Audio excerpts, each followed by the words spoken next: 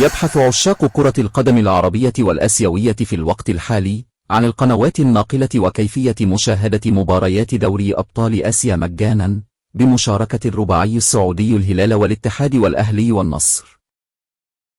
يتطلع الأهلي للدفاع عن لقبه في النسخة القادمة والتتويج ببطولة آسيا للمرة الثانية على التوالي، مستغلا معنويات اللاعبين المرتفعة بعد الفوز بالسوبر السعودي على النصر.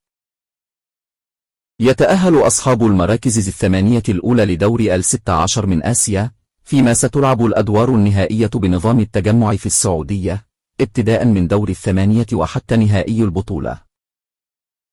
بعد النجاح الكبير الذي حققته النسخة الافتتاحية لبطولة آسيا بحلتها الجديدة، تعود لتقديم مواجهات مرتقبة وحافلة بالإثارة، حيث ستنطلق يوم 15 سبتمبر بمشاركة 24 فريقا.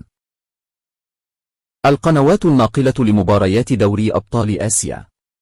يمكنك مشاهدة جميع مباريات دوري أبطال آسيا مباشرة وحصريا عبر قنوات بي إن سبورتس والكأس القطرية الحاصلة على حقوق نقل مباريات البطولة منذ سنوات، كما ستذاع على قناة أبو ظبي الإماراتية.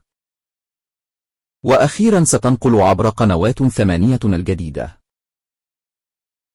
وكانت الساعات الأخيرة شهدت تلقي جماهير النصر خبرا مفرحا بشأن المشاركة في آسيا 2، حيث قال الإعلامي الرياضي عبد العزيز المريسل بأن في حال تتويج النصر ببطولة آسيا قد يشارك في كأس العالم للأندية 2029.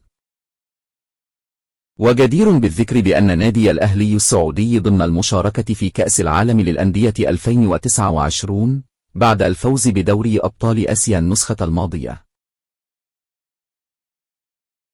لا تنسى الاشتراك في القناة وتفعيل زر الجرس ليصلك كل جديد.